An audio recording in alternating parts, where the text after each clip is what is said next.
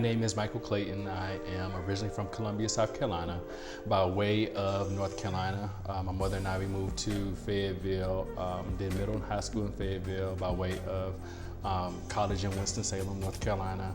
And after college, moved to Charlotte, North Carolina, where I started my corporate career working in banking and in mortgage. I was there in Charlotte for 5 years prior to moving to Dallas. What brought me here was I got a role with PricewaterhouseCoopers in auditing, and I was 90% travel. So the goal was, as long as I was near airport, I can pretty much live anywhere. My choices, I was actually between DC, Washington DC, and Dallas. Dallas was the second choice. DC is more like home for me, and with just family and friends there. But after just doing research and just looking at the economy, looking at like the opportunities here in Dallas, at the time I, and currently still am a member of the Potter's House. I was reading a book called Instinct, by Bishop T.D. Jakes, and he released during that time. So it was just timing for me. And I took that leap and I moved out here to Dallas, and it's been great ever since. So I started Michael Clayton Productions actually in January 2012 in Charlotte, North Carolina. Just a little bit of background about just my inspiration with live music entertainment. I grew up in church.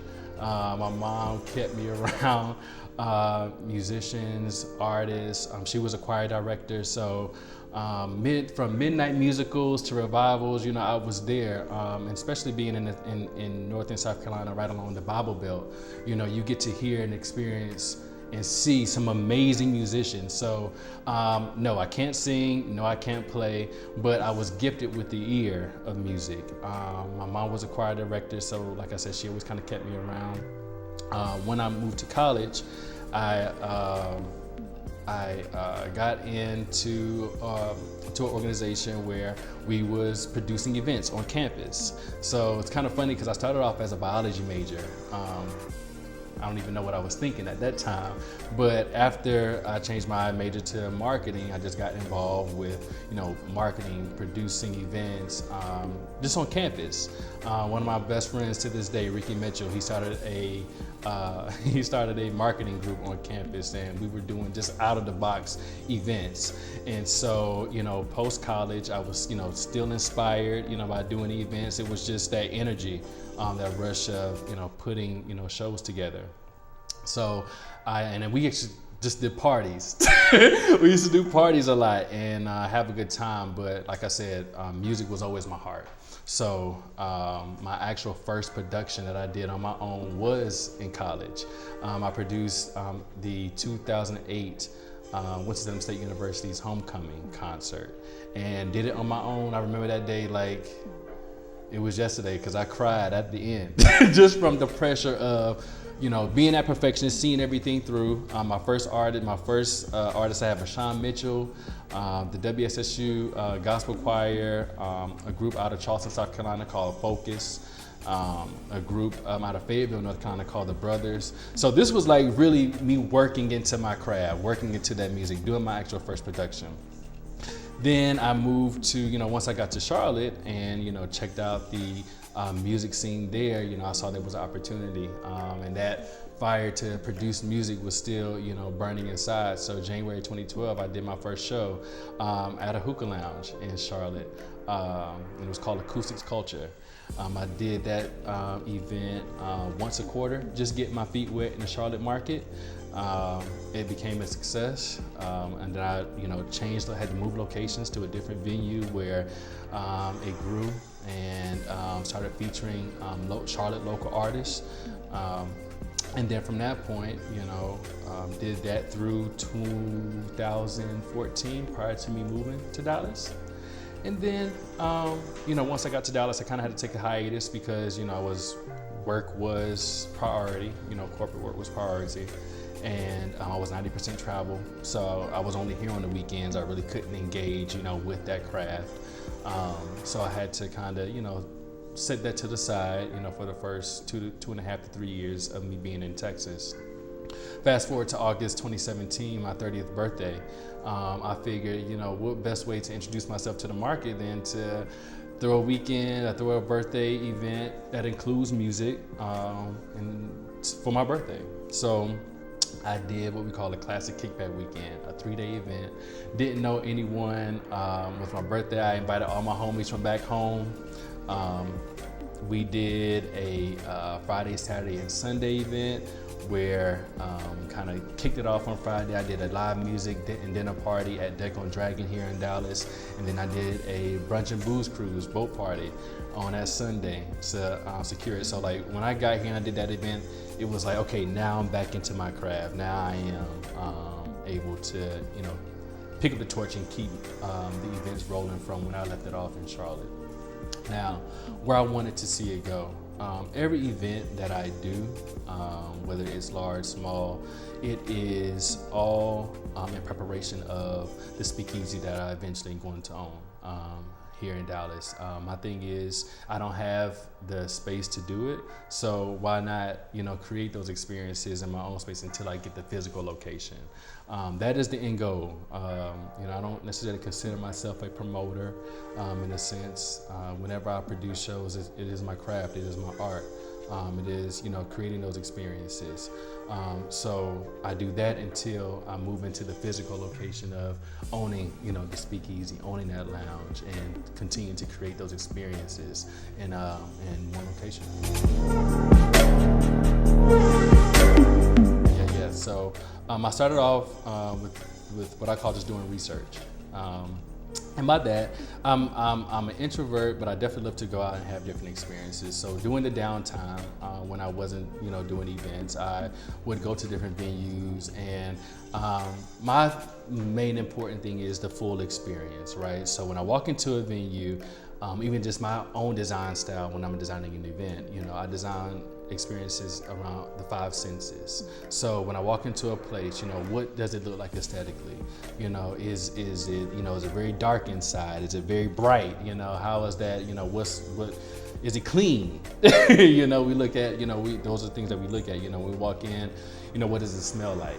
I remember walking into, to an establishment, and it smelled like fried chicken, right? Which is fine. I mean, amazing food. But when I am in the establishment, while I leave the establishment, I don't want my clothes to smell like that, So, when you walk in, is the music too loud to where you can't have a conversation? Or is it too low to where it's like you want to hear some music, taste. Is the food good? Those are the type of things that, I design, my experiences. So whenever I, do create experiences, the foundation of it is going to be music. From that, I go to, look at things that complement, the live music event. So of course, anything with music, food, and liquor is just like the perfect marriage, right? You have good music, you have good food, and a nice glass or cocktail to complement all of that. So whenever I do the experiences, music is going to be the foundation, music is going to be the center, and everything else around it is created from it.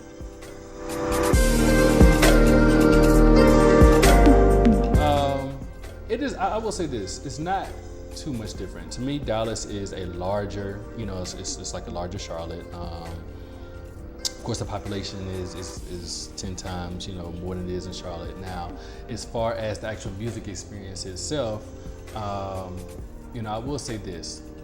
Growing up in the Bible Belt, I was exposed to a lot of unheard of vocalists and musicians, right? So I do, one thing I do notice about the Dallas scene is that there are heavy musicians, and the musicians to choose from is amazing, right? One thing I was just looking for is that sound, creating that vocal singing sound that is inspirational, that creates that experience. So for me, that is the difference. That was the opportunity to create, those experiences that feature singers and feature vocalists. As far as the culture itself, I will say that it is similar in nature. Both places, they enjoyed the music.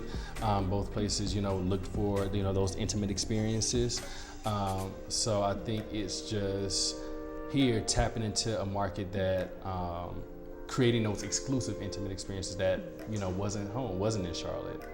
So now that is now that I'm here, I'm being able to create. Yeah, absolutely. So let's start with this. I'm the only child, so I just kind of grew up as an introvert by nature. Even like you guys here is like a little nervous, right? But how I did it was two things. First thing is I knew Michael Clayton Productions and doing these events and creating these experiences is a call and a gift and a part of me. So it's something that like I am mandated to do, right? So that's the call. The challenge was coming out of that introverted space to do the work, right? So how I did it was, I say this all the time, the first 2.5 to 3 years I was here, I would just go to different events, show my face, hey, I'm Mike, new to the area. From that point, I got into hosting and bringing people into my space to get to know who Michael Clayton is, because sometimes it's easier to bring people in your zone than to go out to a networking event or to another event and try to have like those conversations that are lasting or that are impressionable. So for me, it was just personally creating a stand-up brand for Michael Clayton. This is aside from the business, but just for myself, creating that stand-up brand, and then being able to host and invite people into my space to see, hey, this is like a Michael Clayton experience. Just imagine how it would be with music, with food, with the whole, live music entertainment experience. So that's how I did it. No team, just creativity. Being able to believe in my vision and the gifting enough to invest in it, and being able to see it through regardless of what. Because my thing is, if it's a gift, that's my requirement to give it to other people. So I can't hide it. I can't not operate in it because it's gonna tear me up, to not do it. So I think that's what keeps me going. I think the strategy of just inviting people into my space to say, hey, arms open, hands out, like this is a genuine good time and this is what we have to offer. So a few projects I have working on. Under Michael Clayton Productions, I have 3 brands. The first brand is Enlisted Experiences, where it is the more intimate, 50 or less capacity audiences. I have maybe feature just one artist, one chef, maybe a visual artist. So those are scheduled to, I have the Enlisted Experiences twice a quarter. The next one is coming up on June 22nd. I have a very special guest coming from Connecticut that is going to be gracing our presence. And I think it's okay to give the name. I don't know if you've heard of Peter Collins, but he will be here, and we're doing an Enlisted Experience with him. The second brand is Good Company Vibes. We're actually coming up on our 1-year anniversary with Good Company. Good Company is ultimately a social experience around live music that embodies a good time around good people and good energy. So that capacity is, 75 or more. It's usually at a larger venue. The event that we have coming up for our 1-year anniversary is Saturday, April 20th. We're actually doing a brunch on top, right here at Southside on the Mar on the rooftop. We have a featured DJ from Charlotte, North Carolina. Her name is DJ Fannie Mae. I've worked with her in the past. Amazing DJ. She's going to, keep the tunes rolling. What I'm doing is creating what I call a party vibe soul cipher. And basically what that is, I didn't want to go the route of hiring artists to do like one set. I wanted to create an experience with all the artists I've worked with in the past, and 2 new artists that I will be working with, and to create one long cipher. So I have 10 artists. I have the Found Band, which is a local band here in Dallas. They're going to be the house band. I have hashtag Mandy, Miracle Foster, Brick Lyam, Blanche J, Dana Harper, Lawyer Turner, Carry On Johnson, Did I forget anybody? Saif, who is the lead member of the Found Band, and Alice. She is also an MC. She'll be performing in the Soul Cypher. So that's going to close out the brunch. Who's providing the brunch is Brunchaholics. They are a food vendor here in Dallas. And also for our vegans, I have Vegan Vibrations, who will be also catering brunch on that day. Summertime, so what we are going to do is launch a summer series, Brunch on Top, where we're doing a brunch once a month on the rooftop, and just to get ready for the summer, enjoy that good summer weather here in Dallas. You know, it can be a beautiful time, you know, with a rooftop event. The next brand I do have is the Urban Arts Experience, which is going to launch in 2020. That is a one-day live arts fest. So we are going to have live food vendors, live art demonstrations, and also ending the event with live music performances from special guests from out of the state. So that is going to launch in 2020. And then lastly, the nonprofit that's under Michael Clayton Productions, which is entitled Art is Dope. Dope standing for defeating obstacles and pursuing everything. That is a platform for artists. That's a platform for artists who want to create work, want to create art, but may not have the resources or may not have the platform to do their work. You know, I think my gift to the art community is to be able to see art live and see it through. So through Art is Dope, we'll have a platform for artists to continue to do that work, continue to make their work live. And by artwork meaning visual, vocally, performing artists, even culinary artists who may, you know, want to produce a food tasting but may not have the resources to, you know, purchase the food or purchase the venue or, you know, do those type of things to create that experience. Well, Art is Dope will be created to, you know, provide the platform and resources for you to create those type of working experiences.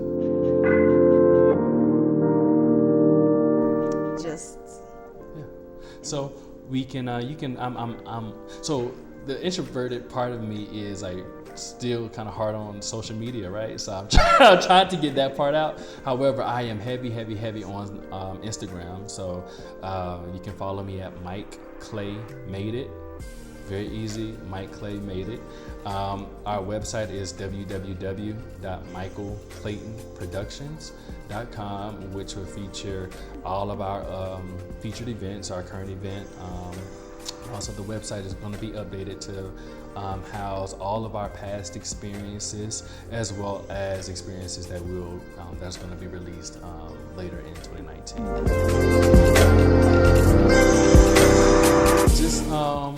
I think my main major thing is I am here as a contributor to the art. I'm not here to redefine. I'm not here to redo. I think, you know, what is here is beautiful. I think what Dallas has, there's definitely, I think, a cultural renaissance taking place, and I'm glad to be in the number and glad to be a contributor of that experience. Ultimately, you know, it is having a good time and creating that good energy, and those memorable experiences that, you know, when you leave, it's like, wow, I really had a good time. My stomach is full and I'm a little tipsy. You know, it's always good to have, you know, to have that. And then ultimately, you know, to be on the lookout for the speakeasy that's coming, because that is the ultimate goal. We're going to have a home, and that home is going to be a home full of good food, good music, beautiful aesthetics, just beautiful art. Yeah, we're coming.